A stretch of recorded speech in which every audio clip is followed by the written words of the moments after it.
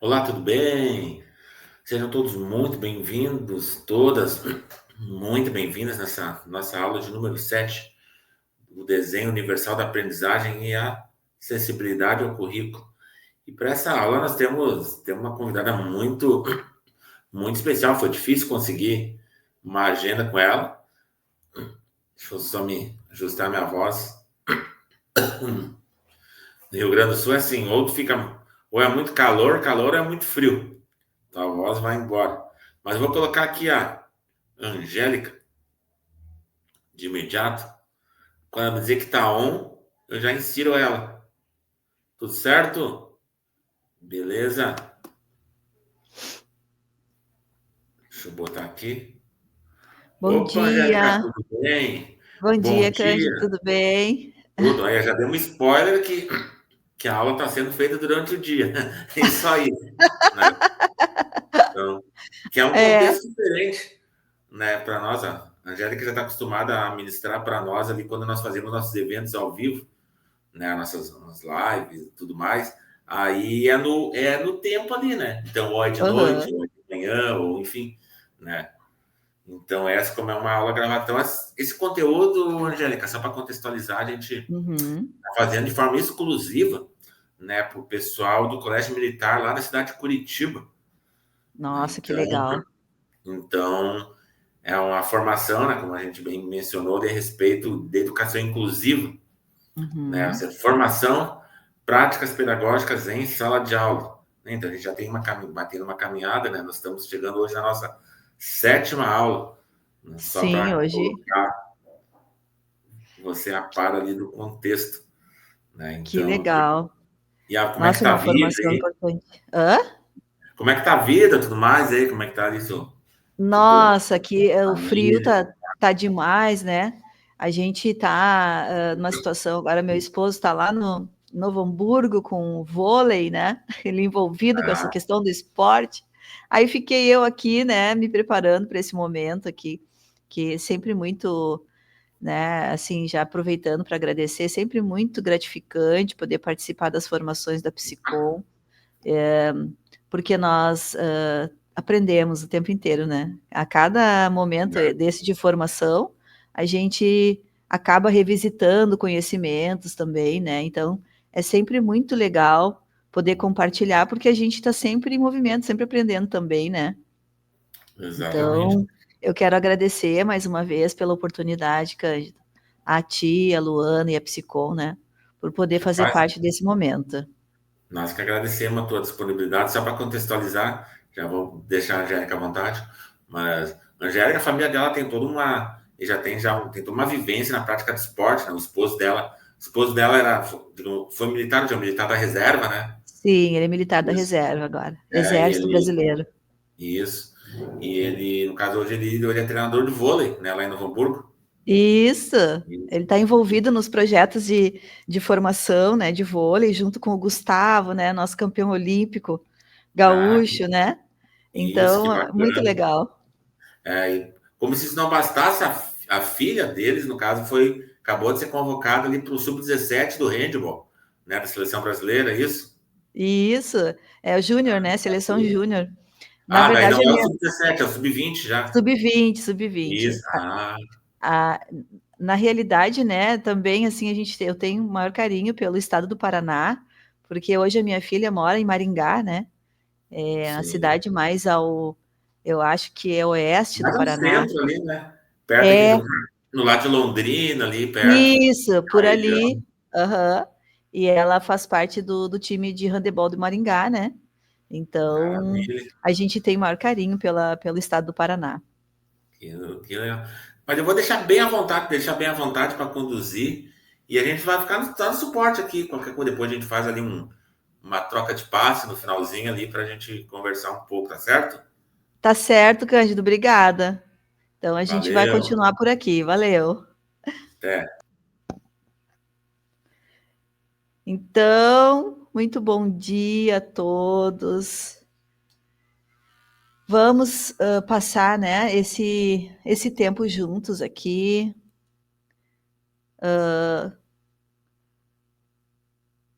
Deixa eu me organizar aqui. Peraí. Aqui, show de bola. Vamos passar esse tempo juntos aqui, compartilhando conhecimentos, né, a respeito do desenho universal da aprendizagem. Antes disso, eu gostaria já de deixar o meu carinho, né, a toda essa gente, né, colegas de profissão do Colégio Militar de Curitiba, porque nós sabemos que ser professor, estar em sala de aula, no nosso contexto atual, é para os guerreiros, né, minha gente? Não é fácil, né? Então, meu abraço a vocês todos. E vamos tentar colaborar, né? Trazer alguns, claro, nós temos aqui um tempo curto, né? Mas trazer alguns conceitos, sim, conceitos que vêm, né? Dos construtos teóricos, né? Que fazem com que essa ideia, né? O desenho universal se aplique à aprendizagem, né? Se aplique ao contexto escolar. Então, a gente vai trazer, sim, algumas ideias, alguns conceitos que são mais teóricos, mas vamos tentar privilegiar a prática, né? Vamos tentar privilegiar alguns exemplos práticos da experiência clínica, né? Também da experiência nas salas de aula, tá bom? Para que eu possa contextualizar, vocês têm que saber um pouquinho de onde eu estou falando, né? Então, quem sou eu? Eu sou Angélica Minossi, sou professora de formação, né? Tenho pedagogia, sou psicopedagoga clínica, neuropsicopedagoga clínica. Então, hoje eu atuo somente no espaço clínico, né? Com crianças e jovens, que apresentam alguma dificuldade de aprendizagem, né, transtornos de aprendizagem. Atuo aqui na Psicom também, né, com esse grupo maravilhoso, mas também já fui professora de sala de aula, né, trabalhando ali do primeiro ao quarto ano na época, né. Hoje nós sabemos que o Fundamental 1 é do primeiro ao quinto ano, né. Então, é desse lugar que eu falo, né, dessa experiência de atuar em salas de aula. Também fui orientadora educacional, né, tenho essa formação, trabalhando junto às famílias, né, nesse suporte, né, fazendo essa ponte entre família, escola e estudante, né. Então, assim, tem uma bagagem que eu acredito que pode contribuir, né, de alguma maneira. Então, é desse lugar que hoje eu falo, né, como neuropsicopedagoga clínica, mas com toda essa experiência aí, certo? Então, a gente vai buscar trazer elementos, conceitos do desenho universal da aprendizagem, mas vamos trazer também alguns exemplos práticos para tentar abrir, né, tentar trazer ideias para clarear, né, esses conceitos na prática, certo? Então vamos lá, vamos começar, né?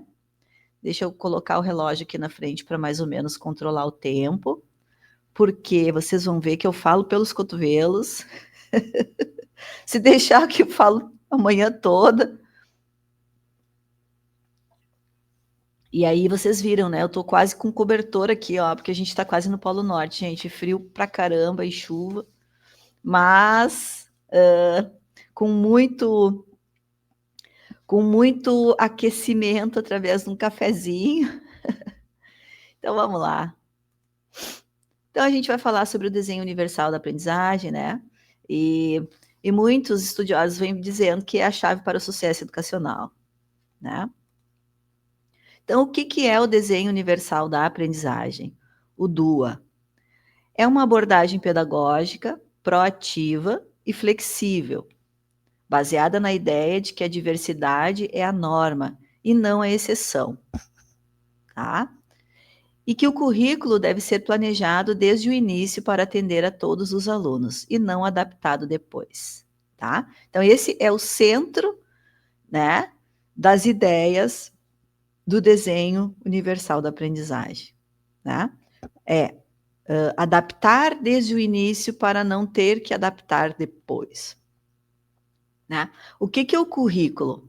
O currículo é o que a gente precisa desenvolver com os nossos alunos, né? É a base, certo? É o que a gente precisa fazer, o nosso balizador, né? Que vem de onde? De todas as leis brasileiras que regem a educação, né? Principalmente a LDB, nova LDB, né?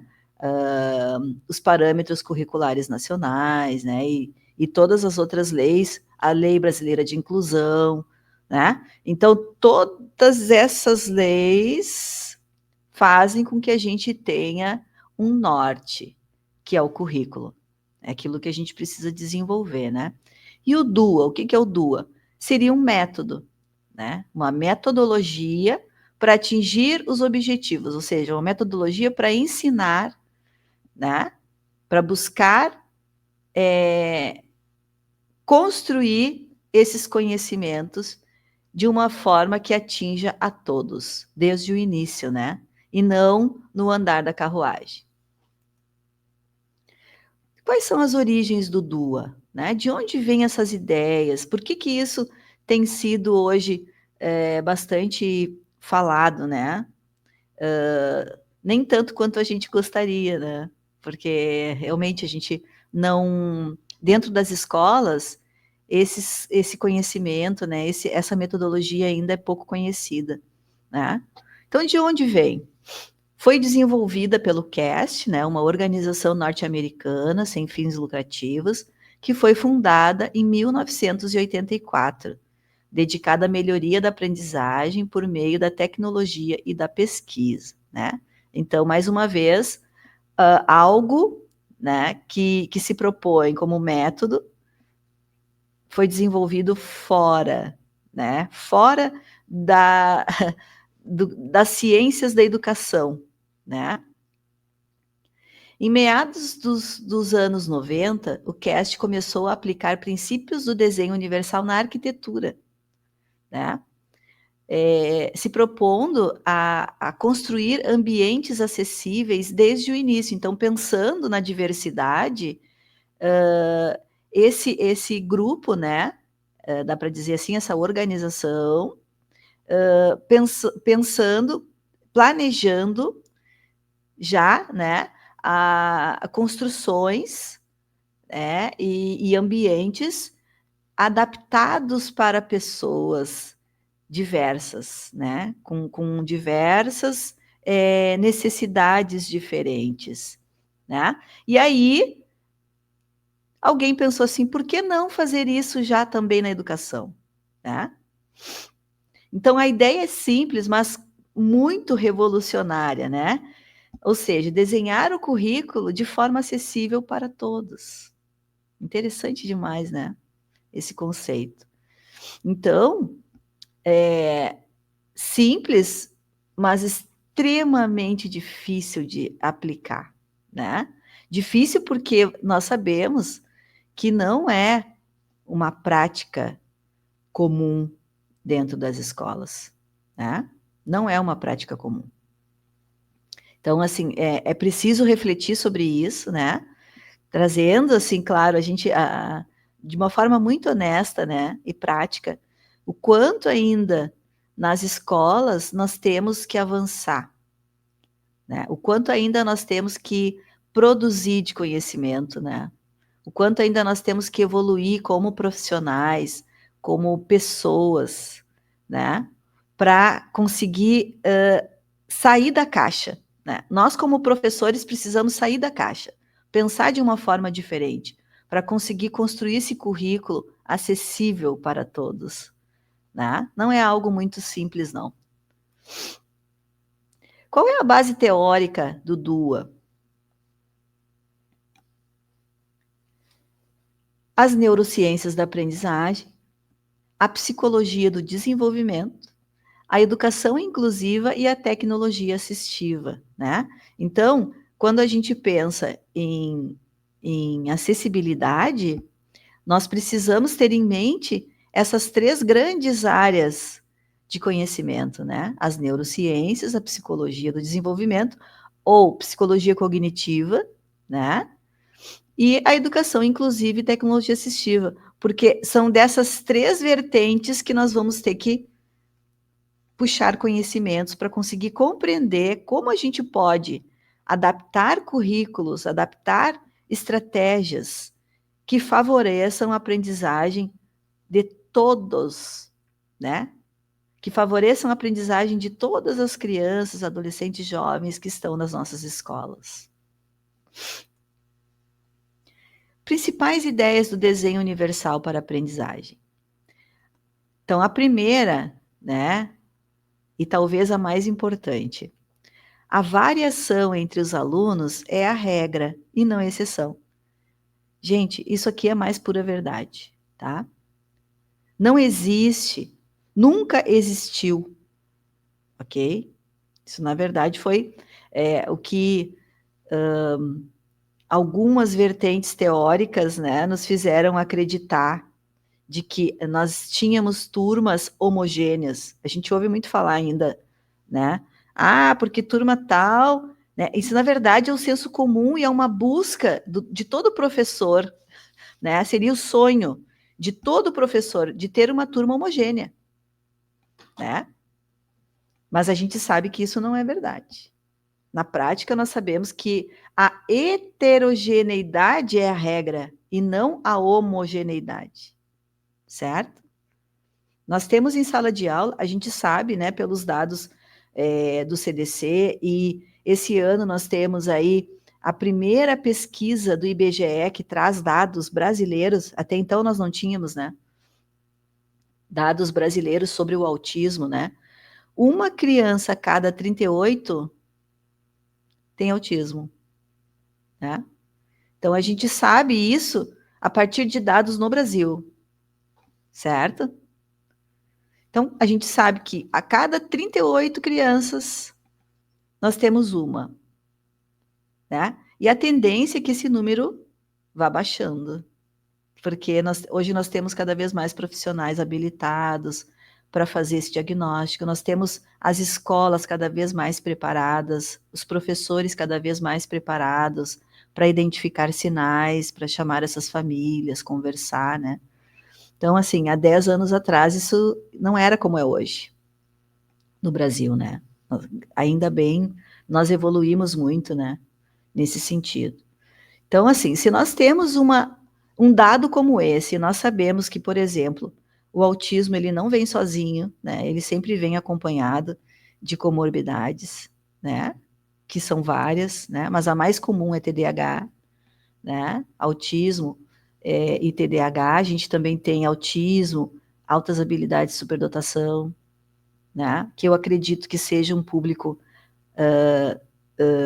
vamos dizer, que no colégio militar talvez seja comum, né?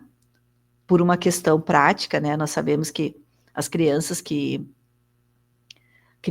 jovens, né, que têm acesso ao colégio militar, né, teoricamente, claro, sempre teoricamente, né, são crianças que têm já um alto desempenho acadêmico, né, porque por conta de um ensino, né, de excelência. Então, assim, a gente sabe que tem todos esses desafios, né? Claro que tem outras e outras e outras e outras variedades, né? Outras heterogeneidades na sala de aula, porque cada pessoa é diferente uma da outra, né? Cada pessoa tem as suas condições de aprendizagem, tem as suas condições socioafetivas emocionais, né? E muitas vezes a gente não consegue atingir, né, a todos. Isso é um fato, tá? Então, talvez a principal ideia do DUA, e que a gente sabe que ela é verdadeira, a variação entre os alunos é a regra, não é exceção, certo? Então, as turmas são heterogêneas, sempre foram, né?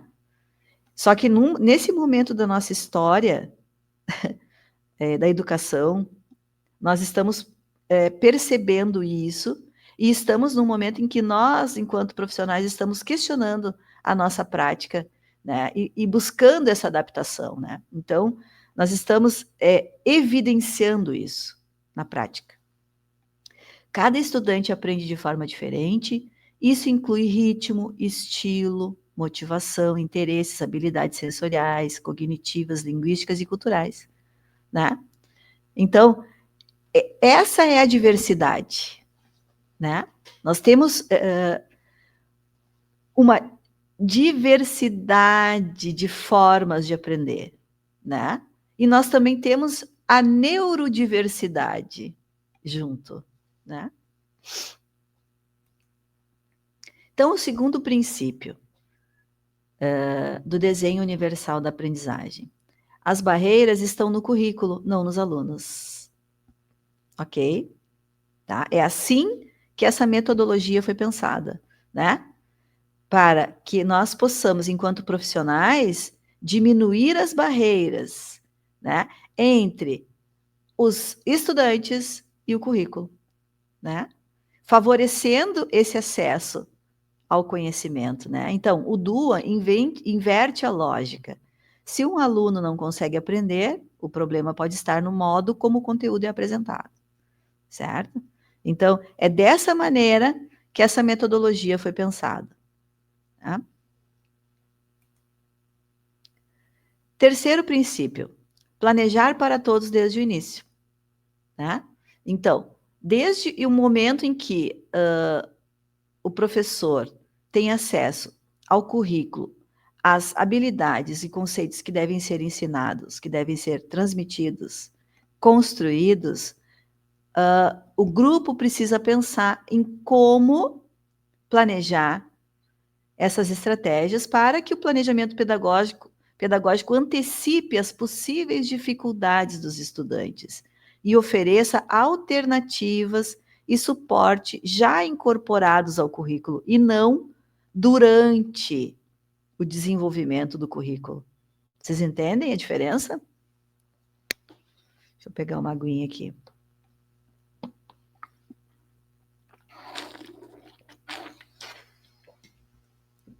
Então, é realmente uma metodologia revolucionária.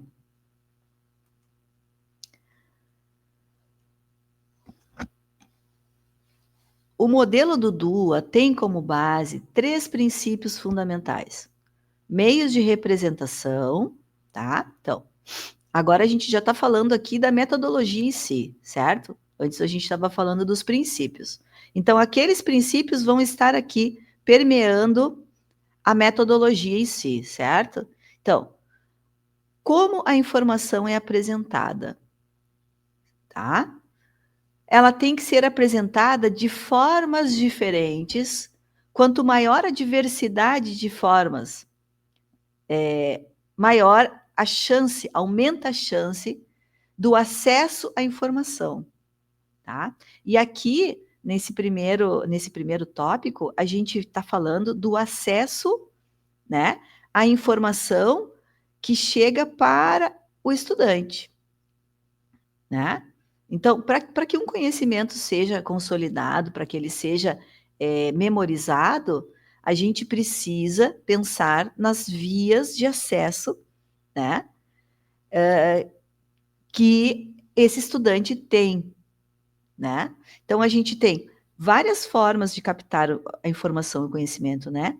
O acesso visual, auditivo, tátil, sensorial, né? Qualquer ser humano, né, tem vias de entrada da informação. Todos nós, seres humanos, temos essas vias, né? Conforme as neurociências vêm cada vez mais esclarecendo para nós. Porém, algumas pessoas têm formas de aprender que são favorecidas por vias diferentes. Por exemplo, a gente já sabe que dentro do autismo, né, inclusive a Temple Grandin, né, que é uma pessoa autista, ativista, né, norte-americana, ela tem inclusive um livro muito muito interessante, né? Que ela mesma escreveu, onde ela diz que os autistas são pensadores visuais, né? Então, a gente sabe que a pessoa com autismo é privilegiada quando ela tem acesso a imagens, né? Pictogramas. Então, quanto mais nós oferecermos, né, acessos através, esse conhecimento através de imagens, a gente vai estar favorecendo a pessoa com autismo, certo? Então, é isso que o DUA precisa fazer, né? Que ele nos ajuda a pensar, né? Oferecer de diversas maneiras diferentes a mesma informação. Então, através de textos, áudios, imagens, vídeos, gráficos, né? Tanto quanto possível, a gente vai revisitando o mesmo conceito de formas diferentes, né? Fazendo com que as crianças, com que os jovens tenham a maior forma possível, né? A maior quantidade possível de vias diferentes para que elas consigam captar a informação e processar, né? Porque é isso, gente. Se nós não temos a informação, acesso à informação, a gente não processa aquela informação, né? Aqui já fazendo mais né?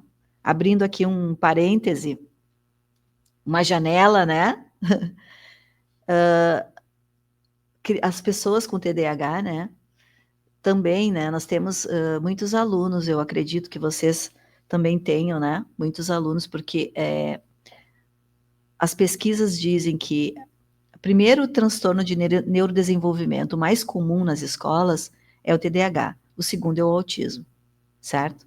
Então, nós temos, dentro de uma turma, certeza que nós vamos ter crianças com TDAH e certeza que nós vamos ter crianças com autismo. Ok? São as pesquisas que estão nos trazendo esses dados. Então, a pessoa com TDAH também, olhem que interessante, a grande maioria, né? A grande maioria. A gente está falando sempre aqui dos números, né? E de um grupo dessas pesquisas. Essas crianças também têm muita dificuldade de processar informações que são trazidas apenas através da oralidade.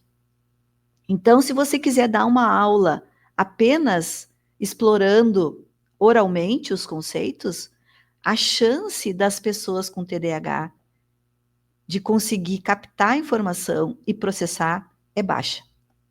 A chance de você atingir uma pessoa com autismo é baixa, certo? Então, se você associa esses conceitos a áudios, né? Imagens, vídeos, certo? Você está aumentando a chance de que essas crianças também tenham acesso àquela informação e que elas consigam memorizar, né? Porque o que é aprendizagem, gente? Né? Aprendizagem é isso, é quando a gente acessa um conhecimento que a gente ainda não tinha, né? Através da atenção, né? Que é a lanterna, para que eu consiga ver, entender, captar, né? Esse conhecimento, processar através das nossas funções executivas, né? E cognitivas, e aí a gente vai memorizar. Quando a gente memoriza, aí sim a gente tem esse conhecimento já adquirido.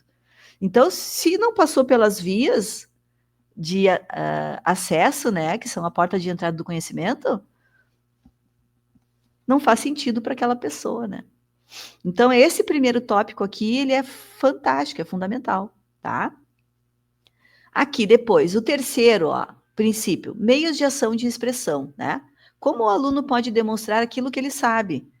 Da mesma maneira, a gente precisa pensar, né, em explorar meios diferentes de expressão, né, que essa criança possa demonstrar o que ela aprendeu oralmente, de forma escrita, né, através de produções como maquetes, vídeos, meios digitais, né, teatro, música, sensorial, né? Formas sensoriais diferentes, né? De construção, de produção de conhecimento. Então, a gente pode pensar num currículo que já tenha, desde o início, né? Essas estratégias planejadas. E aí, o terceiro princípio, e talvez o mais importante, né, que a gente vai poder falar hoje, os meios de engajamento, certo? Então, o DUA pensa em como esse conhecimento vai ser transmitido, pensando nas vias de acesso de aprendizagem, tá? Pensa em como a criança vai expressar esse conhecimento, ou seja, como ela vai mostrar que aprendeu aquilo que ela aprendeu, né? E também se ela está ou não está engajada, motivada para aprender. Nós sabemos que crianças com TDAH, por exemplo, são crianças que têm um engajamento baixo. Normalmente elas se engajam pouco e por pouco tempo, por conta desse processamento, né, neurocognitivo que é diferente, né? A motivação ela dura pouco por conta da questão dos neurotransmissores no cérebro, né? Noradrenalina, serotonina e todos esses que estão envolvidos nessa questão neuroquímica cerebral no TDAH. Então, essas pessoas têm uma motivação que a gente pequena, né? O que a gente chama de motivação intrínseca, né? Motivação individual interna para a aprendizagem. Então, é preciso sempre de fora, tá? Que o profissional, o professor, né? Aquele que está lá na sala de aula, né? A gente acaba sendo um grande motivador, né? A gente precisa pensar nisso, tá? Então, assim, o engajamento, ele está diretamente ligado à motivação. Se eu estou motivada para aprender, eu estou engajada. Se eu não estou motivada, eu não tenho engajamento na tarefa, né? E aí a gente perde aquele aluno, né? Por mais que às vezes a gente tenha uma criança com a parte cognitiva muito preservada e até de alto funcionamento, crianças que cognitivamente são muito, têm uma capacidade maior, né? De aprender, como nas altas habilidades por dotação, se ela não tem um engajamento e a motivação, a aprendizagem às vezes fica prejudicada, parecendo que aquela pessoa tem dificuldade de aprendizagem, quando na verdade é o contrário, né? Às vezes, por não estar engajada, ou porque talvez aquele conhecimento a criança já tenha, ou não tenha interesse, tá? Ela não se motiva e não demonstra os conhecimentos que ela já tem a respeito daquilo, né? Então, isso faz a gente pensar, né? Em quantas variáveis a gente tem, né? E que, às vezes, a gente também não consegue, enquanto profissional, né? Identificar. E isso faz parte, né? Porque não é fácil, né, gente? Realmente, a gente, às vezes, não vai conseguir mesmo, né? Mas se a gente tem uma estratégia, se a gente tem uma metodologia que nos favoreça, né? A gente às vezes já está atingindo aquele aluno sem precisar, né? Sem precisar, vamos dizer assim, se dedicar a prestar mais atenção individualmente, né? Porque nós já estamos fazendo o possível dentro do currículo para atingir a todos.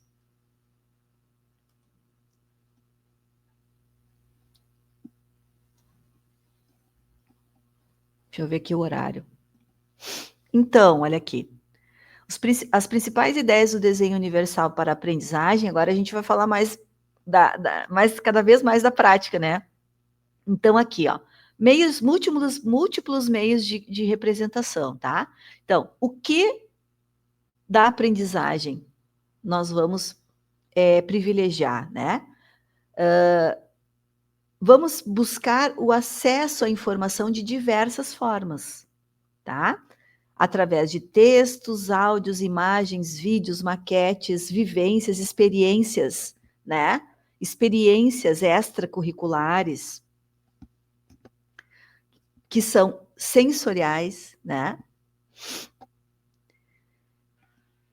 o que nós vamos pensar, né? Múltiplos meios de ação e expressão. Como é que nós vamos pensar para que as crianças, para que nossos estudantes possam mostrar, né? Como eles vão mostrar o que aprenderam? Diferentes formas de expressar o conhecimento: prova escrita, apresentação oral, vídeo, né? Poesias, por que não música? Por que não arte, né? Então, a gente pensar, fazer com que essas crianças possam demonstrar aquilo que sabe de formas diferentes e também uma avaliação mais inclusiva, né?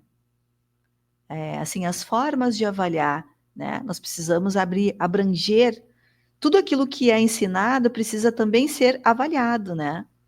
A gente sabe disso, para que a gente possa evoluir, né? Porque a aprendizagem é isso, né? Uma escadinha.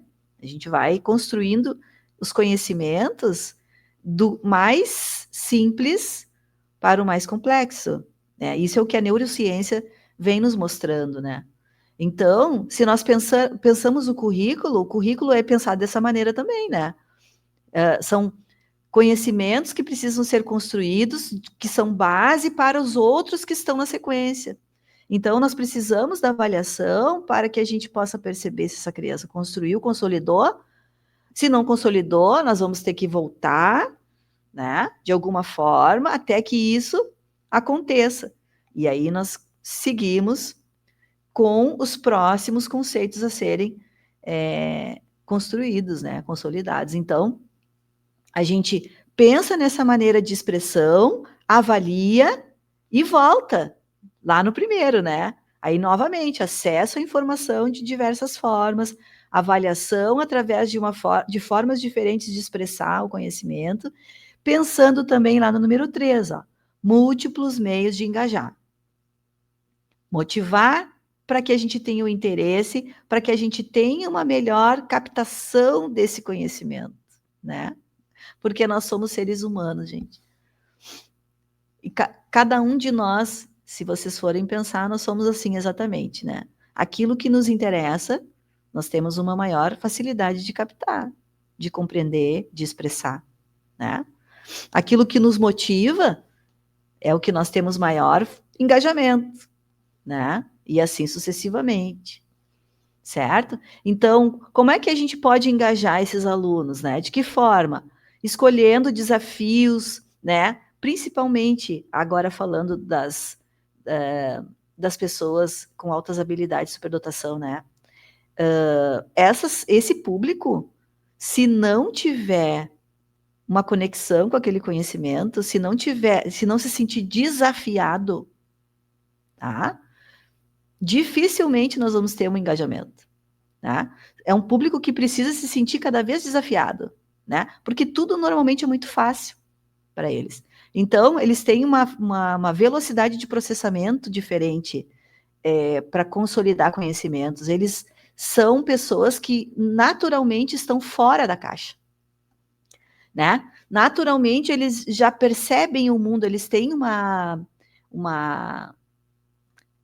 captação, né? Eles conseguem captar conhecimento e processar com uma agilidade diferente das pessoas, né, que estão na média, certo? Então, eles estão sempre na frente, né? E aí nós precisamos ajudar, favorecer esse currículo para não desmotivar essa pessoa, né? Porque vocês imaginem de ficar sempre vendo as coisas que já sabe, né? Nossa, mas isso aqui é muito fácil. Nós estamos, agora fazendo um parêntese, né? Nós estamos fazendo avaliação nesse momento, né, de 2 crianças pequenas, né, de 6 e 7 anos, ainda muito cedo, né, para uma avaliação e para um diagnóstico em altas habilidades de superdotação, porque são várias áreas que a gente precisa avaliar, né, e ainda os instrumentos que nós temos à disposição, né, precisa ainda muita pesquisa, muito estudo, né, mas a gente percebe no olhar clínico a criança que tem esse comportamento, né, já com 6, 7 anos, né? E um desses meninos que a gente estava avaliando hoje, essa semana, inclusive, né? O vocabulário é diferente, né? A forma de processar, a rapidez com que a criança se comunica e expressa e dá o feedback, né? E ali pelas tantas a gente conversando e tudo mais, né? Tava fazendo uma testagem e aí era sobre o vocabulário, né? Sobre a memória e o vocabulário. Daqui um pouco ele deu uma olhada assim, né? Eu tava com o livro e ele olhou assim: tu já tá me dando as respostas? Ó, assim, dessa maneira. Tu já tá me dando as respostas, né? Então, é uma criança que já articula, né? Já articula a parte da linguagem pragmática, da linguagem, a comunicação, né? É como se fosse um mini adulto. Usa as palavras no plural, usa palavras rebuscadas, né? Na hora do desenho, de desenhar, né? Eu vou desenhar capivaras. Ok, vamos desenhar capivaras. Mas só que assim, são 5 categorias de capivaras. São capivaras raras, as míticas, as lendárias. Sim, nós temos as normais. E eu fiquei olhando aquilo, né? Meu Deus, uma criança de 6 anos, né? Então, assim, claro que nós temos, essas crianças hoje em dia têm acesso a vídeos, a desenhos e tudo mais, mas é um comportamento, é um funcionamento que é diferente das crianças daquela faixa etária, né?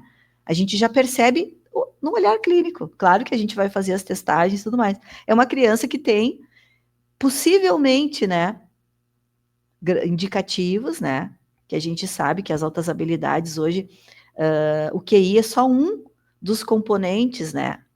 Que são avaliados para que a gente tenha esse diagnóstico. A gente sabe que tem crianças com altas habilidades de superdotação que têm um funcionamento altíssimo para a questão da parte acadêmica, né?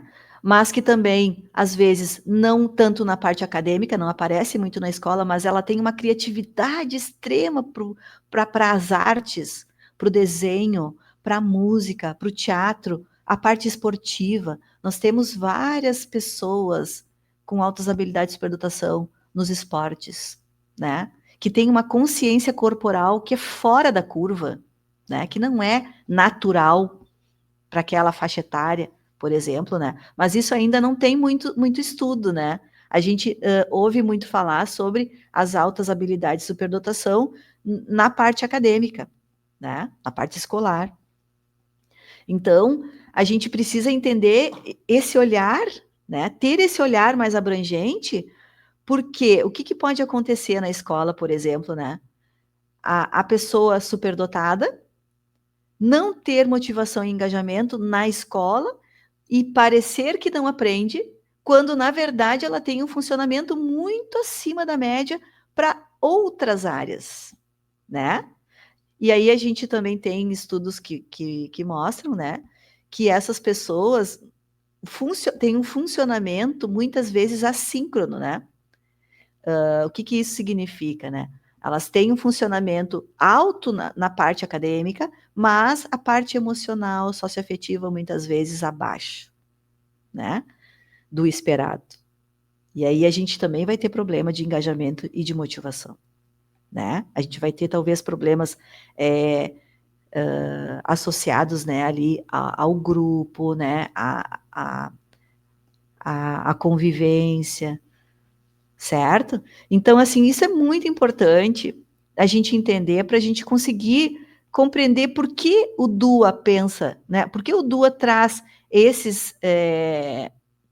essas ideias, né? E propõe essas redes aqui. Tudo isso aqui é neurociência, certo?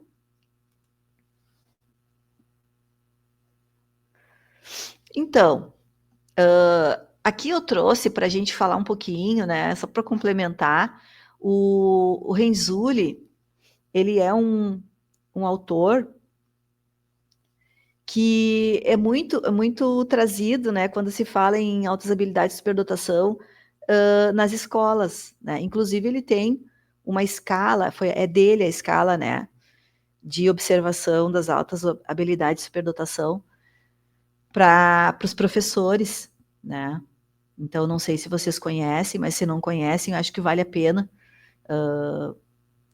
vocês darem uma olhadinha, porque nos ajuda bastante, né? A compreender esse público, né? Então, o que ele traz, né? Que são pessoas que têm uma capacidade acima da média, né? Não é a capacidade em uma área, né? São capacidades que podem ser acima da média em todas, mas a gente também tem pessoas que podem ter altas habilidades em alguma área específica, e não em todas, né? Normalmente são pessoas muito criativas, e normalmente são pessoas que têm um envolvimento, né, nas tarefas e são rápidas, tá? Então, assim, então ele chama de a teoria dos 3 anéis, tá? Quando a gente tem essas 3 coisas, né, esses 3 aspectos unidos, é provável que a gente tenha uma pessoa superdotada, tá? Hoje em dia, né, o nome, a nomenclatura, né, já mudou, não é só superdotação, né? É altas habilidades superdotação, por isso que tem o AHSD, né? Então, esse é o público. Então, assim, eu acho que é uma pista interessante para a gente prestar atenção, né? Nesse público, tá? E aqui, a gente tem os anéis para a gente prestar atenção, por exemplo, e entender o funcionamento do autismo, né? Então, o autismo, a gente, quando tem, né? Esse público, o que a gente presta atenção? São pessoas que têm alterações nas habilidades sociais, tá? Alterações na comunicação e alterações nos comportamentos, né? Ou seja, comportamentos e interesses restritos e repetitivos, tá? Que a gente vai ter isso em maior intensidade ou em menor intensidade, mas a gente vai ter, certo? Não tem como a gente pensar, né? Às vezes a gente até ouve isso, né? Ah, mas como é que é autista e não tem e tem contato visual? Ah, mas como é que é autista e participa de festa de aniversário? Ah, mas como é que é autista né? Por isso, a gente tem o nível 1 de suporte, nível 2 de suporte, nível 3 de suporte, né? Mas em todos os níveis, a pessoa vai precisar de suporte. Em que? Nesses 3 anéis aqui, tá? Em relação às habilidades sociais, em relação à comunicação, vai ter algum prejuízo, gente, é certo, tá?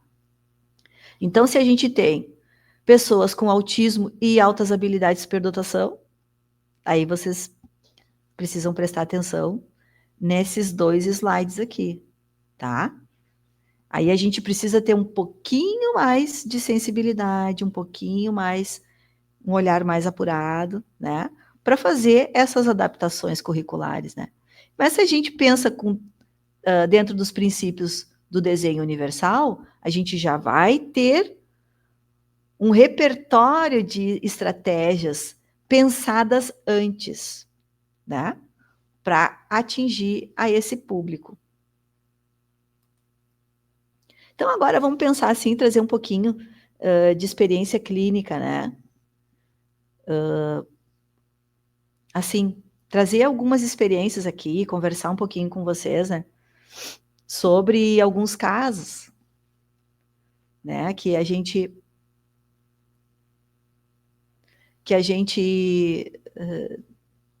experienciou, que a gente assim, conhece, né, e tem, assim, o privilégio de estar envolvido nesses processos, né, de evolução dessas crianças. Então, assim, resumindo, né, se nós tivermos um repertório de estratégias, pensando, tá, nas 3 grandes áreas que atravessam todo o currículo, tá? Que são leitura, escrita e aritmética, né? Essas 3 grandes áreas aqui, elas atravessam toda a educação básica, desde a educação infantil, ensino fundamental 1, fundamental 2, ensino médio, certo? Se essas 3 grandes áreas estiverem pensadas, tá? Pensando aqui no desenho universal, no primeiro eixo, acesso à informação, tá? Se a gente pensa que a criança, para ler, ela precisa ter acesso à leitura, né? Como é que eu vou pensar nas crianças neurodiversas para que elas tenham acesso à leitura? Eu preciso favorecer de diferentes maneiras, né? Eu preciso ter modelagem de leitura, né? Adultos que façam leitura para essas crianças, né? Adultos que trabalhem que pensem, né, estratégias para desenvolver, professores, né? Pensem em estratégias para desenvolver a leitura através, claro, né, de práticas baseadas em evidências, que são as que vão favorecer realmente essa criança de conseguir aprender a ler, né? Pensando naquelas ideias que a gente falou antes, né? Aqui, ó. Exemplos, né? Como essas crianças podem aprender a ler pensando nessas estratégias, né? Elas precisam captar a informação, elas precisam que essa informação chegue até o cérebro delas, né? Então a gente precisa ofertar textos, né? Audiobooks, imagens, vídeos, certo? E outras tantas maneiras, né? Que essas crianças possam ter acesso à leitura. Claro que também práticas nas famílias, né? Lá na educação infantil, práticas lúdicas, né? Com certeza, né? Mas as crianças precisam ter acesso a isso. Voltando lá no slide.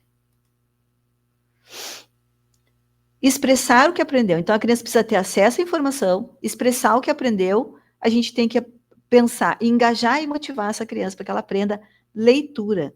Se a criança ler bem, ela vai atravessar o currículo, não vai ter dificuldade. E não importa se ela é neurodiversa ou não, certo? Ela vai ter, claro, com certeza ela vai precisar de adaptações, às vezes um pouco mais de suporte do que as outras, mas se ela aprender a ler, ela vai ter um engajamento maior, né? Vocês imaginem uma criança atravessando o currículo sem aprender a ler, gente. É um sofrimento, né? Então, assim, a gente sabe, a neurociência nos diz que a leitura vem antes da escrita, né? Então, por isso, justamente que eu coloquei aqui, leitura primeiro, né? Se a criança não lê, ela precisa ter uma estimulação antes de qualquer coisa para ler, né? Depois a escrita e a aritmética atravessando tudo isso, né? Com certeza. Então, aqui eu vou trazer um caso para vocês que eu acho que pode ilustrar, né?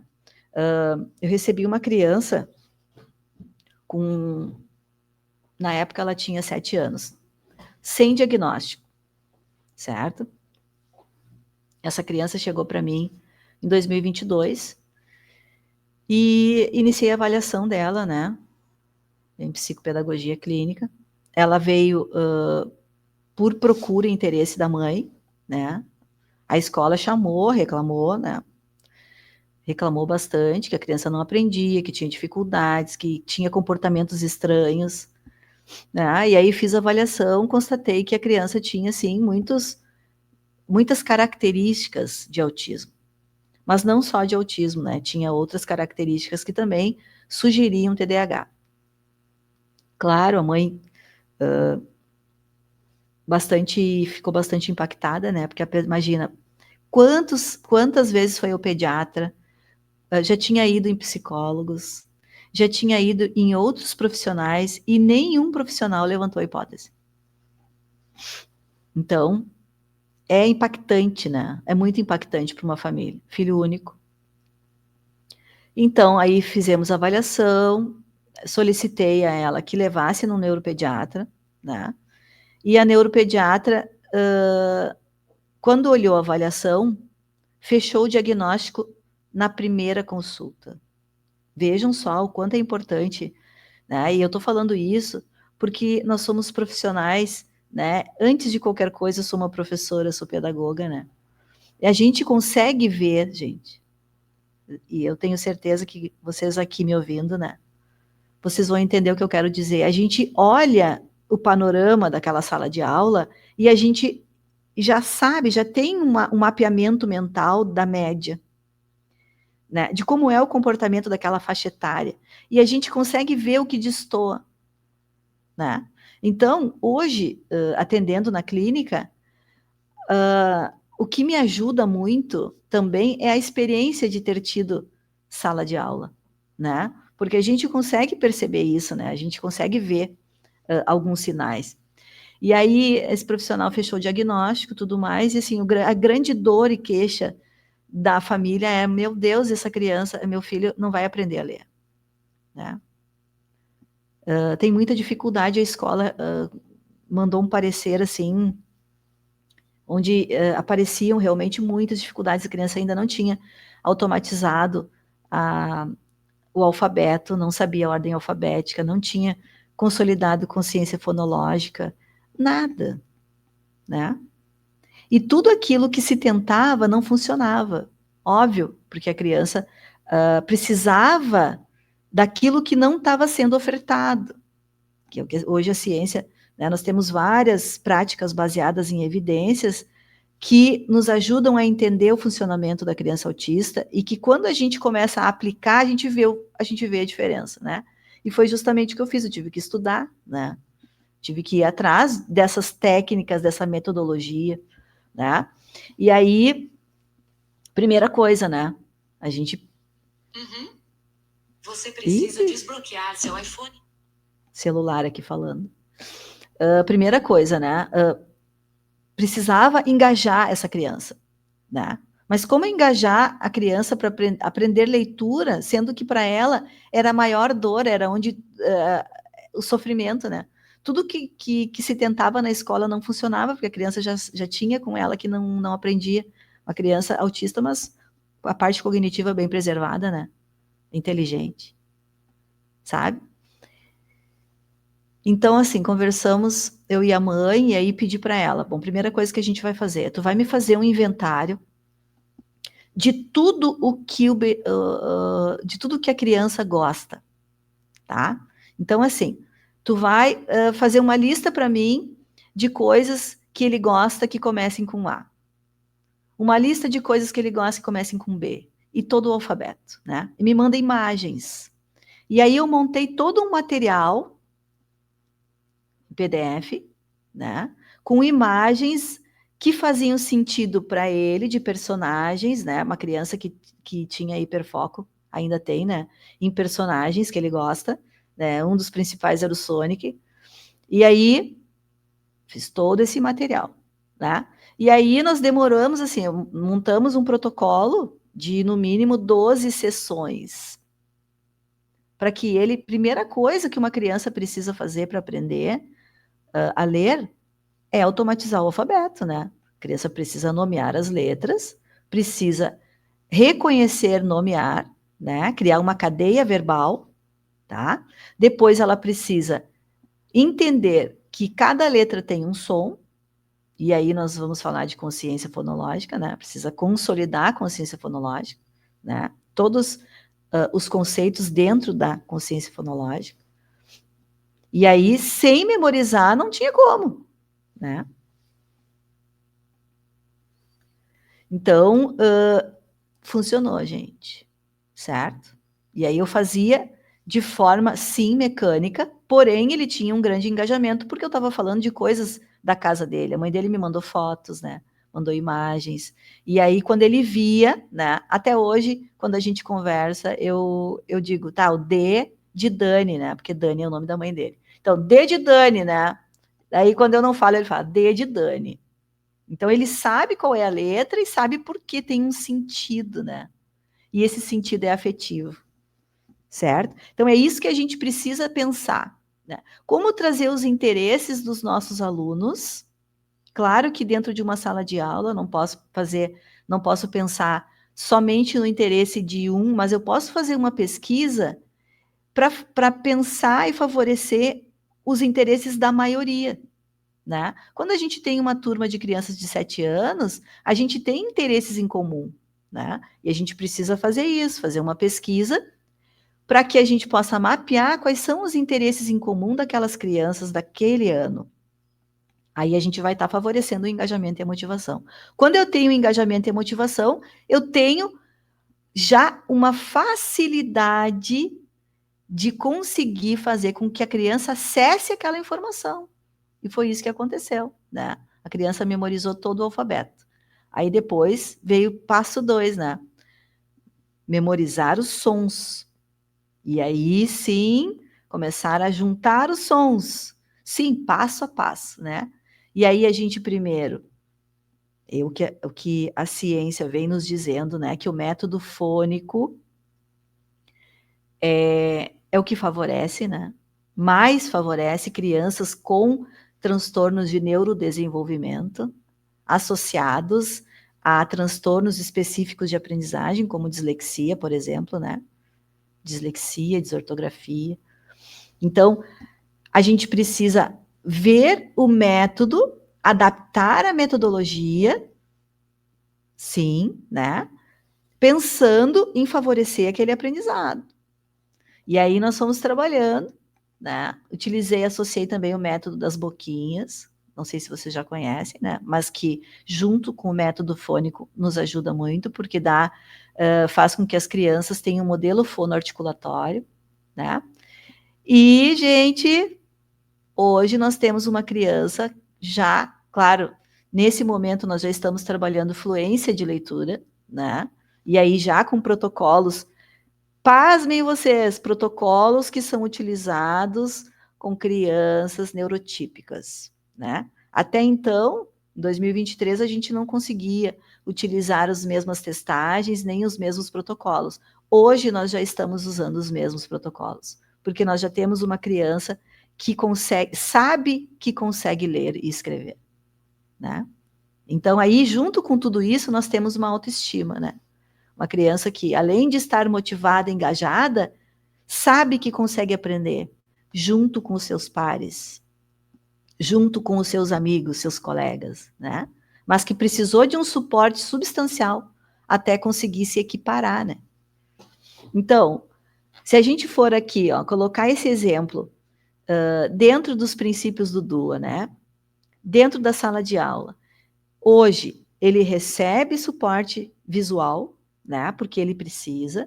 Ele tem uma monitora que faz, quando ele precisa, as adaptações do conteúdo ali junto com ele, né? A escola faz as adaptações curriculares dos conhecimentos, né? Principalmente dos conhecimentos assim lá de ciências, né? História, geografia, que são conceitos mais abstratos, tentando resumir, né? E tornar concreto. Certo? Então, tudo isso já está pensado aqui dentro do DUA, né? Acesso à informação de formas diferentes, de forma concreta, de forma abstrata, né? Através, sim, de textos escritos, através de vídeos, que associa a imagem, através de pictogramas, que são desenhos, né? Através de experiências, né? O que eu quero dizer com isso, né? Vamos traduzir. Se a gente vai trabalhar, por exemplo, as escolas fazem muito isso, tenho certeza que vocês também, né? Vão trabalhar questões culturais, né? Festa junina, as crianças estão ali aprendendo, vivenciando, né? São experiências, certo? Então, claro que a escola também vai ensinar, né, a origem das festas juninas, né, as vestimentas, as comidas típicas, tudo isso vai perpassar o currículo. Porém, a criança vivenciando, ela tem a experiência sensorial, a vivência, né, a parte socioafetiva, cultural, né? Ela vai aprender a ler textos sobre as festas juninas, claro que vai, né? Mas ela vai ter toda essa experiência que vai favorecer, que vai abrir uma janela, né? prazerosa para essa aprendizagem, né? Então, esse acesso à informação, tudo isso aqui, nesse exemplo que eu dei, está contemplado, né? Certo? Então, essa criança com autismo participa de tudo isso hoje num outro patamar, né? Então, assim, quando a gente pensa em fala em inclusão, a primeira coisa que a gente precisa pensar é em equidade, né? Equidade não é igualdade, certo? Porque ninguém é igual a ninguém. Nós temos, como dentro do princípio aqui do DUA, né? As pessoas são diversas, né? A diversidade é a regra, né? Então, nós vamos ter pessoas diferentes sempre nas salas de aula. O que nós precisamos pensar é como equalizar, né? A equidade é dar condições para que aquela pessoa que ainda não chegou naquele patamar, que ela possa alcançar. É de vez em quando oferecer um banquinho, esse é o suporte, gente. Certo? Então, eu penso que, assim, vários exemplos a gente teria, né, para ofertar, para oferecer, né. Eu quero chamar o Cândido aqui, para a gente conversar um pouquinho, bater um papo sobre isso. Deixa eu chamar ele aqui.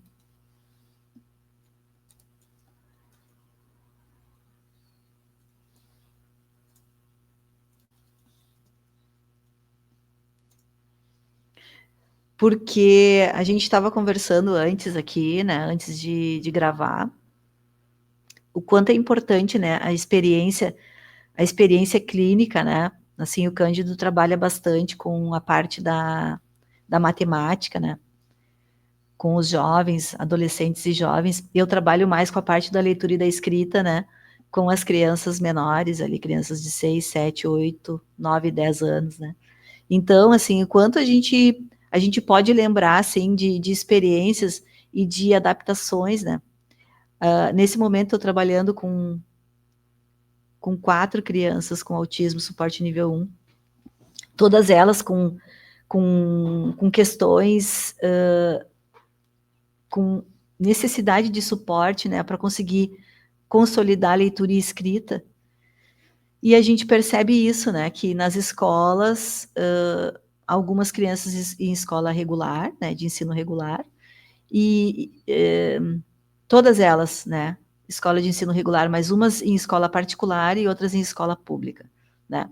A gente percebe, a gente estava conversando esses dias, né, que as escolas públicas estão, de alguma maneira, um passo à frente, né, no que diz respeito à inclusão, sabe? Na organização, né, a sala de recursos, né, sala de recursos, né, que é onde o público que deve ser atendido, inclusive altas habilidades de superdotação, né, tem esse acesso garantido por lei, crianças com autismo, crianças com TDAH e transtornos específicos de aprendizagem, não, né, não é público de inclusão, mas, de alguma maneira, também a sala de recurso atua ajudando os professores, né, atua trazendo, favorecendo, né, com que os professores consigam planejar, né, assim, atividades diferentes. E o que eu vejo, assim, é que existe uma certa resistência, eu não sei se vocês vão concordar comigo, mas existe uma certa resistência nessas adaptações curriculares, né, nessas, ofertar suporte, sabe? Essa criança que eu falei para vocês, né, essa criança autista, teve que trocar de escola. A primeira escola não compreendia, não compreendia a forma de expressar, né, porque essa criança, ele tem muitas estereotipias, é uma criança que tem uma necessidade para se autorregular, ele fala, né, ele emite sons, né, sons na sequência, assim, e tem movimentos, né, flapping de mãos, de perna, né, olhos, né, na cabeça. Então, ele se movimenta muito, assim, né. Então, às vezes, quando ele não consegue compreender a matéria ou o que está sendo passado, a estereotipia aumenta. E essa escola que ele estava, achava que ele estava sendo agressivo, né? E aí tirava ele da sala de aula, o que aumentava as estereotipias, né? Claro, porque ele não conseguia. É uma criança que precisa de suporte para dizer o que está sentindo. Eles ainda estão, né? Está sendo desenvolvida essa capacidade de se comunicar, de entender os seus sentimentos, de expressar o que está sentindo e verbalizar, né? Então, chegou um ponto que a família trocou de escola e hoje ele está muito bem, hoje ele está adaptado, a escola compreende, né? Já prevê essas adaptações, né? Ele tem o plano de ensino individualizado, realizado pela escola, que já vem desde o início do ano, né? Com ele. Então, assim, gente, é completamente diferente, né? Quando a escola abre espaço para isso, né? Abre espaço e consegue contemplar essas necessidades, entender que aquele ser humano tem necessidades diferentes, né? Que aquela pessoa em desenvolvimento está em desenvolvimento, né? Por ser criança, né? Vai chegar num nível de compreensão das coisas, vai, se tiver a estimulação adequada, vai chegar num nível melhor de compreensão das coisas e tudo mais, né? Então, não é fácil, não. A gente dá para dizer assim que não é fácil. Pode ser simples, mas não é fácil, né? Deixa eu chamar o Cândido aqui.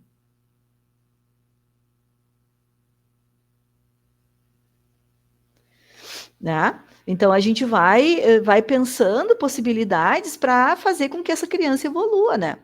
Tem uma outra situação, né, de uma adolescente, compartilhar com vocês também. Uma adolescente que também chegou para mim sem diagnóstico, né? Em escola pública, tá? Hoje ela está no 7º ano. Uma menina linda, né? Querida, só que muito sensível, né? Ela tem uma sensibilidade, assim, para as coisas, mais voltada para a arte, para o esporte, né? E aí fizemos a avaliação desde o início, né? E o que eu verifiquei, assim, né? Uma criança com uma facilidade extrema para a leitura e a escrita, né? Uma leitura acima da média, uma escrita acima da média em escola pública. E eu pensei, meu Deus, o que está acontecendo? Porque isso não é comum, tá? Não é comum. Eu acredito que no colégio militar isso seja comum, né? Por conta do próprio público, né? Mas, falando aqui da nossa realidade. Mas, em matemática, um desempenho muito abaixo da média, né? O que também, isso aqui é comum, né? Os conceitos e habilidades em matemática, né? Eu percebo isso, né? Que principalmente período pós-pandêmico, né? Tanto a alfabetização quanto as habilidades em matemática. Parece que a matemática ficou para trás, né? Não acompanhou.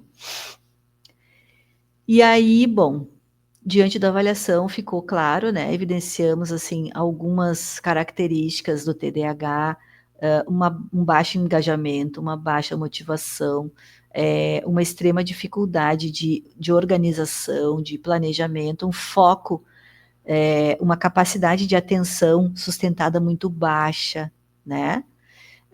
Então, assim, fechamos diagnóstico, né? Encaminhamos para a neuropediatra fechou o diagnóstico TDAH do subtipo desatento, né? Então, uma criança, uma adolescente, né, muito desatenta, extremamente desatenta.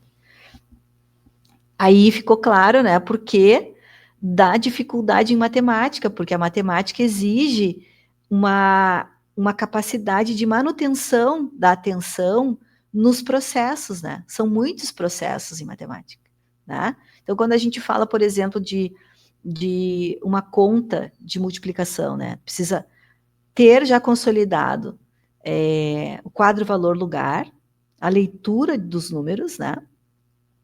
Então, assim, ainda para essa menina, isso não estava consolidado, tá? Então, assim, até a centena sim, mas depois do milhar não, né? Isso já no 7º ano. Então, a gente precisamos trabalhar isso, né? O quadro, valor, lugar, base 10, né? Unidade, centena, dezena, milhar, dezena de milhar. Para começar a fazer uma leitura dos numerais adequada, para entender que conforme a posição do número, ele tem um valor, né? Vocês imaginem para entender a tabuada, né? Uma criança que com uma extrema dificuldade de automatizar a tabuada, né? Então, assim, manter a atenção em todos esses processos em matemática é algo que para uma pessoa com TDAH é muito difícil. Né? Então, aí, o que a gente precisa fazer? Quais são as adaptações, né, possíveis nesse caso? Que não só em consultório eu fiz, mas também orientei na escola, né, que se pudesse fazer. Né? Primeiro, essa criança precisa estar mais próximo à professora, né? Porque qualquer barulho, e sala de aula é lugar de barulho, né? Então o professor precisa ter um pouco mais de controle sobre isso, né? Um pouco mais de observação, uma pessoa que precisa ser mais acompanhada, né? Mais chamada a atenção. O caderno, né? Precisa ter, assim, ter um acompanhamento, uma orientação que essa pessoa tenha os conteúdos organizados, porque a tendência é que a pessoa com TDAH não tenha, né? Seja um caderno desorganizado, com folhas em branco, né? Então, a gente tem isso, né, gente? Uma extrema dificuldade, né, dessas crianças se organizarem. Esses processos precisam ser passados, ensinados de forma visual, precisam de uma repetição em exercícios, né?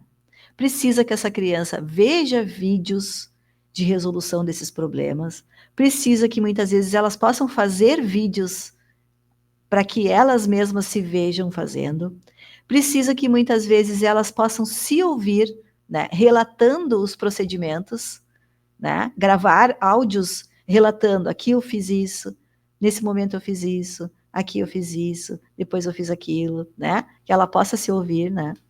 Isso favorece uma cadeia verbal, né?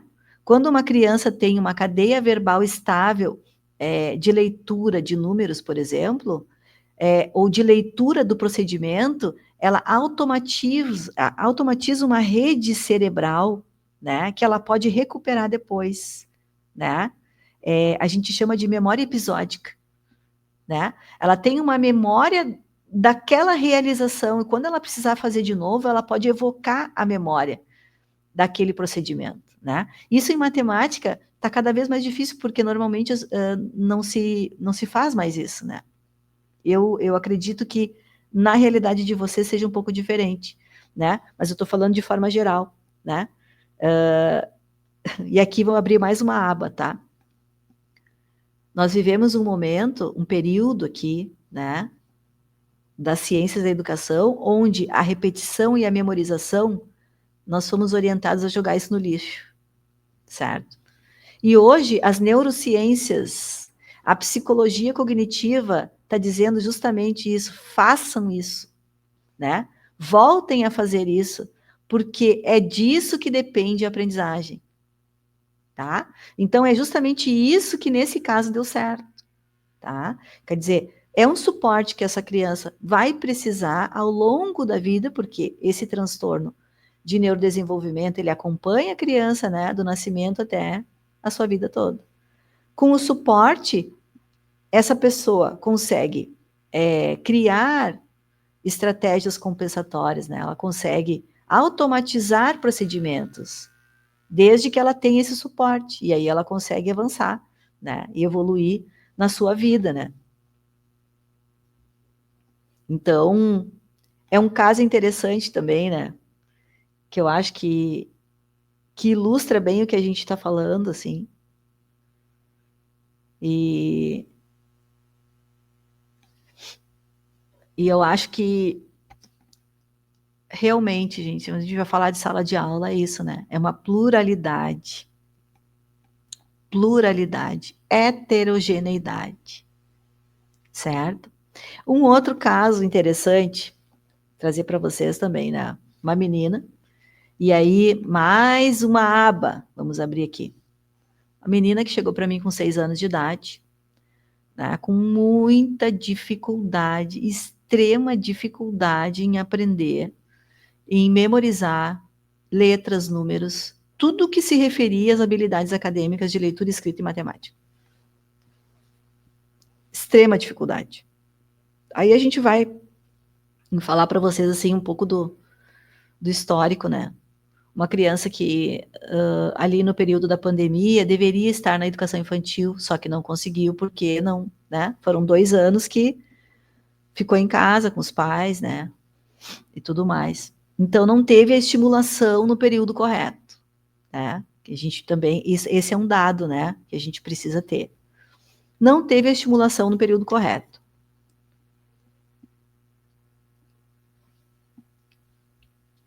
E ok, aí entrou no primeiro ano do ensino fundamental, sem ter nem, assim, não consolidou nada das habilidades preditoras para leitura, escrita e aritmética, né? Ela não sabia ainda, não conseguia conservar a contagem, né? Então, assim, quando a gente pedia para ela assim, conta até 5, né?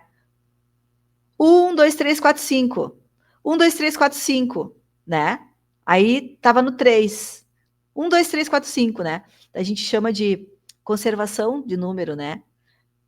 Contagem. 1, 2, 3, 4, 5. A criança precisa compreender e conservar, né? Essa quantidade, né? Saber que 5, né? Essa correspondência, né? Entre o arábico, né? A representação arábica, que é um número, e a quantidade, 5, que pode ser o número de dedos da mão, pode ser 5 objetos quaisquer, né? Então, não tinha isso conservado. Nem vou falar das letras, né? Letras, alfabeto, não fazia sentido nenhum para ela, né? E aí, claro, a cada trimestre a dor aumentava, né? Porque realmente ela não conseguia. E aí começaram a chegar as reclamações da escola, né?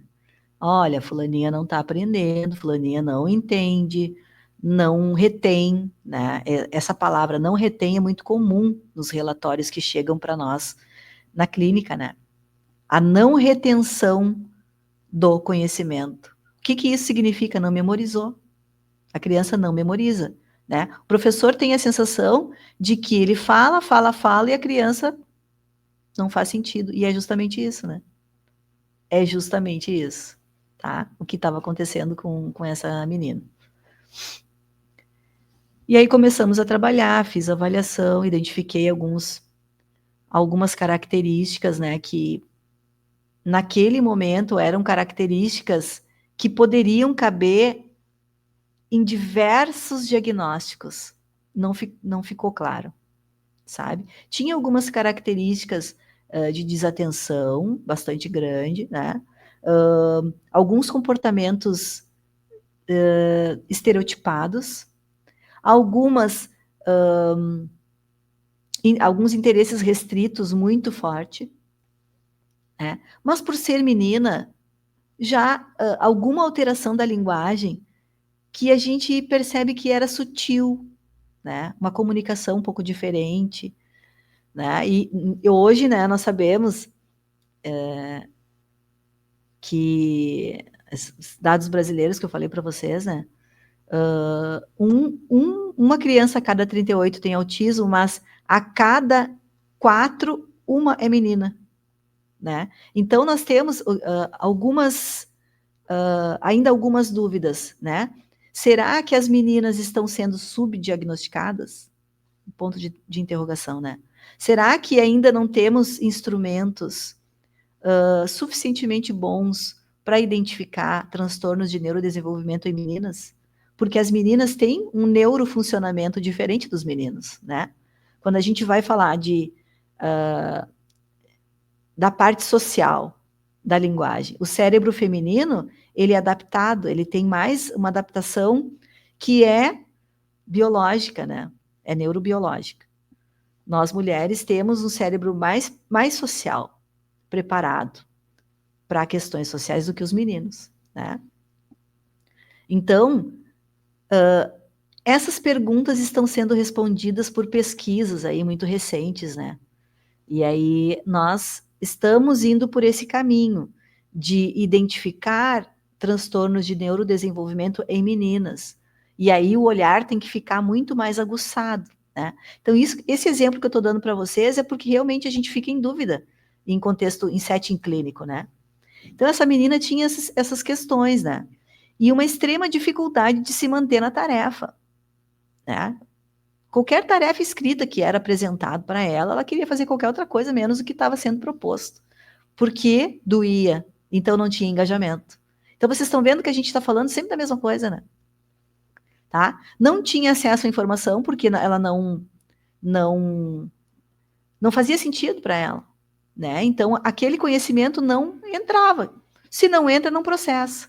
Se não processa, não memoriza, né? Como é que tu vai expressar alguma coisa que tu não aprendeu? Tu vai responder qualquer coisa. Aí vem aquelas respostas, né, desconectadas, né, do contexto, né, do que foi tentado, né, do que foi explicitado. Em sala de aula, vocês imaginem que num contexto clínico isso acontecia, vocês imaginem na sala de aula, né? Muitas vezes na sala de aula a gente tem o copista, a menina copista, a gente chama aqui no Rio Grande do Sul, né? Aquela criança que faz tudo, olha o caderno, tá tudo copiado, direitinho, criança que tem uma boa motricidade. No caso dessa menina, não, né? Então, a gente também tem, né, uma alteração motora, que é não só da parte motora fina, mas da parte motora global. Uma criança que assim, com uma certa fragilidade motora até, a gente pode dizer, né? Uma pega do lápis que é diferente, né? Ela não conseguiu desenvolver a pega trípode, né? Que é essa aqui, que a gente exige das crianças, né? Que tenham já para aprender a escrever. No caso dela, até hoje, isso não aconteceu, né? Então, o que a gente pode dizer, assim? Apesar da estimulação, muitas vezes, né? Quando a gente tem essas características, a gente precisa se intencionar a família, chamar a família, conversar, né? Apresentar o que a gente está observando e pedir uma avaliação, né? Porque às vezes a escola não vai dar conta disso. Não é o lugar, certo? Então, isso eu estou falando para vocês para dar uma tranquilidade, né? Que a escola é o lugar onde o currículo precisa acontecer, né? A escola é o lugar onde o currículo acontece, né? Ele precisa ser vivenciado, planejado, né? Que tenha estratégias, que tenham momentos pensados para todos, né? Para que esse favorecimento da aprendizagem aconteça. Mas mesmo com tudo isso, vão ter casos que vão extrapolar, que vão fugir, né? E esse é um caso, né, que eu estou trazendo para exemplificar para vocês, né? Que apesar dos esforços, e foram muitos, uma criança de escola pública, onde as escolas realmente se interessaram, né, se debruçaram, as professoras entraram em contato comigo, nós conversamos, a equipe multidisciplinar, né? E é um caso de intervenção clínica, né? Avaliação e intervenção clínica, né? Em conjunto com todos aqueles que fazem parte da equipe multidisciplinar. E a escola é parte da equipe multidisciplinar, gente. A escola é parte integrante, precisa estar junto, precisa estar atuante, precisa conhecer, né? Os passos, o que está acontecendo. Então, esse já é... essa criança chegou para mim em 2023, 2024, esse é o terceiro ano, né? Hoje nós temos uma criança que já está automatizando a fase inicial da aprendizagem da leitura, né? Mas a gente teve que fazer, né, tive que, né, estudar inúmeras estratégias, né? Tive que aprender com ela sobre inúmeras desenhos, né? YouTubers, sabe? Agora nós estamos no momento Labubu, que eu também não conhecia, não fazia ideia do que era, né? Ah, Labubu, não sei do que, Labubu Coca-Cola, bora conhecer Labubu Coca-Cola, né? Vamos escreve aí para mim, Labubu Coca-Cola. Agora vamos pesquisar no celular, o que é a tal da Labubu Coca-Cola? Para a gente visualmente, né, associar a escrita, a leitura e a parte pictográfica, né? Então, nós temos aí, sim, hoje um diagnóstico de autismo. Olha que interessante, né? Essa menina, ela tem autismo nível 1 de suporte, tá? Mas é um autismo genético. E aí, essa é uma outra questão, outra aba abrindo aqui, né? Muitas vezes a gente está vendo as alterações, né? Mas a gente encaminha para um médico, né? Falando aqui de forma genérica. Muitos casos aqui aconteceram, tá? Médicos que negaram. Ah, não tem nada, né? Isso aí vai passar com crescimento, vai passar. E tem o caso dessa menina, que é um caso maravilhoso, de uma médica neurologista, que inclusive trabalha com a gente, né, em equipe, assim, uma pessoa bem acessível. Ela demorou 1 ano e meio para fechar o diagnóstico, porque ela pediu tudo que se podia nesse caso. Pediu avaliação neuropsicológica, pediu avaliação genética de médico geneticista, pediu toda a avaliação pediátrica de exames, né, para ver a saúde, a condição de saúde da criança. Pediu equipe, no caso essa criança tem também acompanhamento nutricional, porque tem uma seletividade alimentar, vamos dizer, em grau moderado, né? Então, assim, todas as pessoas, todos os profissionais que poderiam contribuir para esse caso, contribuíram. E no final, no último exame genético, apareceu a alteração, que poderia explicar o autismo dessa criança. E por que tão diferente, tão difícil de identificar, né? Então, hoje ela tem o diagnóstico, tem um laudo, né?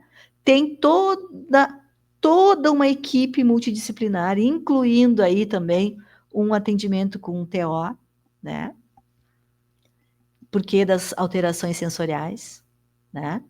Tem um acompanhamento com fisioterapeuta, porque das alterações motoras, né? Então, assim, é uma criança que é um caso de sucesso, né?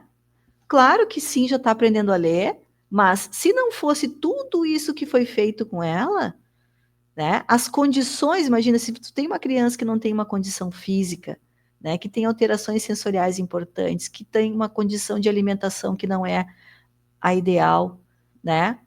A gente pode ter uma criança com anemia, né? Uma criança com anemia vai aprender, até pode, mas ela vai ter dificuldades, né? Porque uma pessoa que não tem uma condição de saúde ok, vai apresentar dificuldades, também acadêmicas, né? Então, a gente tem, assim, experiências que são incríveis, né? Para trocar com vocês, né? Gostaria muito da gente ter um momento de interação, de troca, né? Para a gente poder... porque é sempre um aprendizado, né? Via de mão dupla. A gente troca informações, mas a gente também recebe muito, né? Então, assim, é só gratidão, né? De poder compartilhar com vocês desse momento aqui. E...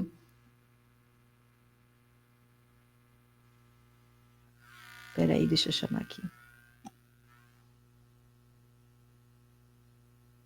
Só gratidão, né, de compartilhar desse momento aqui com vocês, porque são momentos que eu acho que são especiais demais, né, gente? Então, assim, do que eu tenho visto, né, e aí para ir para um fechamento, né, do que eu tenho visto, assim, na clínica, do atendimento clínico, ele vem ao encontro do que as pesquisas mostram, tá? Em relação aos números. Sem assim, disparado, tá? O que nós recebemos com queixa de dificuldade de aprendizagem e que chega no consultório. TDAH. Sem sombra de dúvida, hoje a maior parte das crianças e jovens que chegam com essa queixa, a gente vai fazer uma investigação mais aprofundada, a gente percebe que pode ser uma criança com TDAH. Muitas já chegam com diagnóstico, né? Outras não. Né? E aí a gente precisa ajudar nesse processo, né? Por quê, gente? Porque o diagnóstico, ele é um balizador, né? Ele nos ajuda a criança na garantia dos seus direitos, né? Na compreensão de si mesmos, no entendimento da sua neurodiversidade, da sua história, né? Então é importante que a criança, que a pessoa tenha essa compreensão de si, né? Disparado TDAH. Em segundo, autismo, né? E aí a gente tem, quando a gente fala do autismo, uma dificuldade, sim, uma dificuldade clínica, né? Porque, como eu estava dizendo para vocês, né? Os meninos, normalmente é muito... A gente tem, assim, a identificação dos sinais do autismo pensado para os meninos, e eles se apresentam dentro daquilo que que os estudos apontam. Mas as meninas têm muito pouco. A gente consegue ver, até mesmo quando a gente vai procurar estudos, artigos, né? Tem muito pouco. Então, a gente demora mais tempo. O que os estudos estão mostrando é que, normalmente, o diagnóstico dos meninos acontece 3 anos antes do que acontece para as meninas. Né? Então, nesse caso dessa menina que eu acabei de relatar para vocês, é justamente o que aconteceu, né? Agora ela vai fazer 9 anos e ela teve o seu diagnóstico, né? Os meninos, muito antes. Né? Esse outro menino, que foi o primeiro caso que eu falei para vocês, teve o diagnóstico aos 7 anos. Né? Então, é isso que acontece, né? E outras condições associadas, né? Então, a gente percebe muito, assim, que normalmente quando a criança com autismo chega, não é só autismo. A grande maioria não é autismo puro, tá? No caso, da minha experiência, né? O mais comum, autismo, TDAH, né? Autismo e alguma outra condição, né? Que pode ser condição, por exemplo, né? De questões emocionais, né? Como ansiedade, né? Muito comum, crianças com autismo e transtorno de ansiedade generalizado, né? Oi, Cândido, pode entrar quando tu quiser, tá? Sente à vontade. Então, que precisam de um suporte muito, muito específico, né? Nesse caso, porque a criança com ansiedade generalizada, né? Ou com ansiedade, por exemplo, relacionada às habilidades acadêmicas, né? A gente tem também muito comum ansiedade de leitura, ansiedade matemática, né? Porque essas crianças já têm uma neurodiversidade, o que muitas vezes dentro do ambiente escolar não é privilegiado, né? Uma dificuldade que se apresenta na aprendizagem da leitura, da escrita, matemática. E aí, claro, qualquer tarefa que é exigida dela, principalmente em momentos avaliativos, aumenta a sua ansiedade, né? Então, a gente tem muitos casos assim, sabe? Que a gente pode ir explorando, né, com vocês. Mas, dentro do desenho universal da aprendizagem, essa metodologia, né, com certeza, eu vejo assim, né, que quanto mais os professores tiverem conhecimento sobre ela, eu acredito que vai favorecer bastante, né, o ensino-aprendizagem das escolas, né, principalmente no que diz respeito à inclusão, à equidade dos direitos, né, à equidade do acesso à informação, do acesso ao ensino, né, e à aprendizagem. Certo, Cândido? Obrigada a todos vocês, né, por terem tido paciência de assistir até aqui. Eu me sinto muito honrada, né, de poder compartilhar conhecimento com vocês, né, professores do Colégio Militar de Curitiba. Tenho certeza que acho que foi uma troca, uma manhã bem incrível. Opa! Oi, Tudo certo? Cândido. Tudo certo. Tudo bem? Estamos Acho que deixei uns finalizando minutos por acho que aqui. deixei uns minutos a mais aí, entende? Oi? Acho que deixei uns minutos a mais. Ah, deixou. Não, eu sempre falo demais, né, Cândido? Não, eu deixei uns minutos. Começou a apitar o despertador aqui do nada. Aham. Certo. Mas agradeço a disponibilidade. Como é que foi a experiência em informar diferente, né? Podemos dizer assim. Então, assim, eu gosto mais quando tem a interação, né? A gente estava falando sobre É, isso antes, né? Porque sim, sim. a gente consegue, talvez, trazer exemplos mais dentro da realidade quando tu tem a interação. Mas eu espero, né, ter conseguido trazer alguma coisa da prática que possa ajudar, né, nesse sentido de troca, assim, de experiências, né?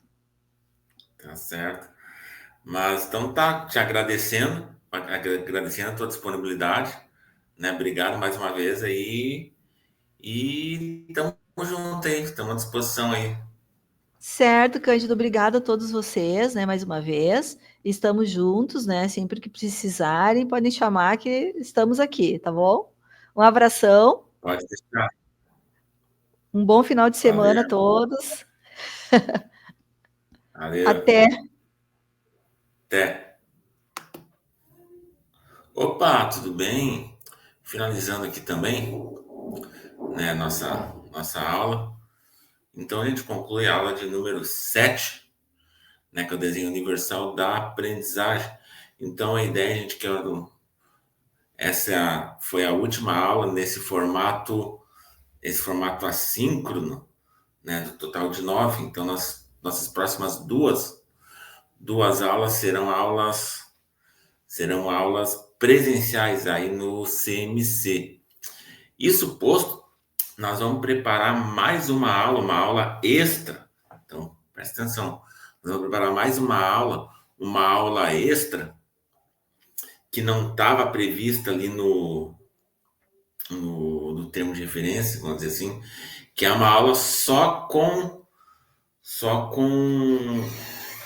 resposta de algumas dúvidas. A gente sempre coloca nos campos ali dúvidas, coisas que, enfim, vocês gostariam que, quem sabe, a gente abordasse um pouco mais. E acaba ali no conteúdo, a gente vai seguindo um roteiro estruturado, acaba que não entra com tanta ênfase, talvez,